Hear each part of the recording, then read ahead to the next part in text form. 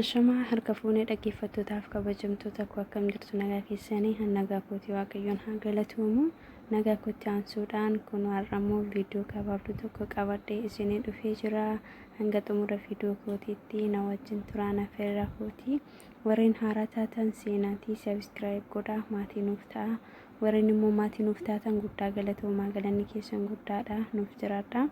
Egaa kallattumaan gara viidiyoo kootiin darbaa viidiyoon kun har'ammoo akkuma suura irratti argitanii wantoota ilkaan keenya nu jalaa diimessan yookaan immoo akka gurraachuu yookaan akka nu jalaa fokkisu kan gochuu danda'an keessaa buna akkasumas warreen jimaa qamaatan ta'uu danda'a wantoota garaagaraatiin miidhamuu danda'a isa kana akkamittiin bifa garaagaraatiin kan miidhame kan ammoo akkamittiin mana keenya kiichinii keenya keessa waan jiruun akkamittiin haddeeffachuu dandeenya yookaan akkamittiin akka haddaatu gochuu dandeenya bifa duraatti akka nuuf deebi'u akkamittiin gochuu akka dandeenyu waliin baranna jechuudha.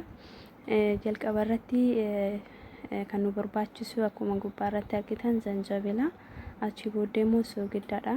Akkasumas zanjabilli soogidda akka wanta haddeessu nu gargaara zanjabillis akkasuma kan biraa immoo namoonni afaan keessan foolii qabu yookaan foolii garaagaraa kan afaan keessa warreen qabuufis baay'ee gahee guddaa taphata jechuudha.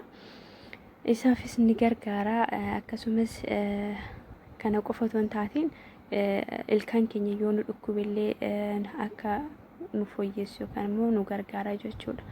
Kanaaf akkamittiin immoo hojjannaa akkamittiin fayyadamna yoo jettanii zanjabila akka argaa jirtan kana irraa ni quncisnaa erga harraa quncisnee bisaan isaati juusii isaati kan fayyadamnu juusii isaa ni fayyadamna jechuudha. Juusii isaa erga fayyadamne soogidda ittiin naqna jechuudha. Soogidda wajjin miiksi ni goona jechuudha. Erga soogidda wajjin miiksi goone buruushii ilkaaniitii yookaan immoo buruushii ilkaanii furshaa jedhamti buruushii ilkaaniitiin galgalaa fi ganama ofirraan akka kolgeetitti ni fayyadamna jechuudha. Keessatti warreen afaan keessan baay'ee isin foolii isin qaba taate guyyaatti gizee sadiitu fayyadamtanii baay'ee barbaachisaadha jechuudha. Maaliif afaan keessan nyaata garaagaraa ija nyaannuu fi akka dafnee dhiqannuuf nu gargaara jechuudha. Akkasumas soogiddi akka haddeessu zanjabiliinis akka haddeessu nu gargaara jechuudha.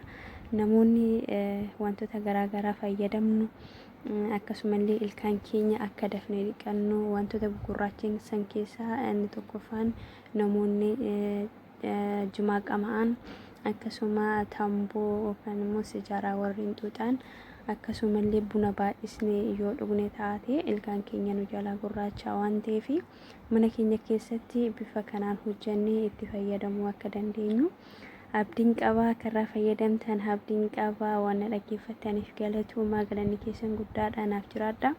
Yoo isinitti tole share like subscribe gochuu hin dagatinaa waan wajjin turtaniif galatoomaa galanni keessan guddaadha naaf jiraadha waa'een isin jaaladha nagaa ta'a.